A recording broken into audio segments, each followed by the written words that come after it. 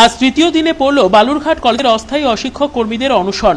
অস্থায়ী কর্মীদের সরকারি স্বীকৃতি প্রদান, 60 বছর বয়স পর্যন্ত কাজের সুনিশ্চয়তা, জিও প্রদান সহ একাধিক দাবিতে শনিবার থেকে অনশনে বসেছেন কলেজের অস্থায়ী অশিক্ষক কর্মীরা।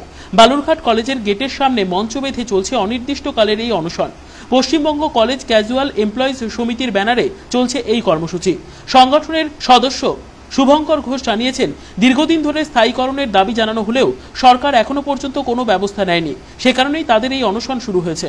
অনশন চলাকালীন বেশ কয়েকজন অনশনকারী ইতিমধ্যে অসুস্থ হয়ে পড়েছেন বলে দাবি শুভঙ্কর বাবুর। যদিও এখনো পর্যন্ত সরকারি কোনো প্রতিনিধি তাদের সাথে আলোচনার কোনো বার্তা দেয়নি বলে দাবি সংগঠনের প্রতিনিধি। তবে তাদের দাবি পূরণ না হলে অনির্দিষ্টকালের জন্য এই অনশন চলবে বলে জানিয়েছেন সংগঠনের সদস্যরা। আজকে আমাদের পশ্চিমবঙ্গ কলেজ ক্যাজুয়াল এমপ্লয়িজ সমিতির ডাকে আমরা সব কলেজ ক্যাজুয়াল কর্মীরা আমাদের দাবি 60 বছর চাকরির নিশ্চয়তা, সরকারি স্বীকৃতি আর সরকারি আদেশনামা 3998 FP2 আওতায় নিয়ে আসা। আজকে আমাদের অনশন তৃতীয় দিনে পড়ছে।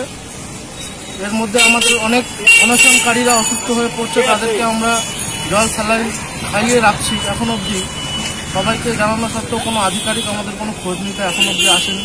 সরকার থেকেও কোনো রকম আমরা এখন অবধি কোনো সাড়া পাইনি। এই অবস্থার মধ্যে যে আমাদের চলছে। কি মনে করছেন, আপনারা কি আন্দোলন চালিয়ে যাবেন? হ্যাঁ, আমরা চালিয়ে যাব। সুভাষ সরকারের রিপোর্ট, কুলিক নিউজ, বালুরঘাট।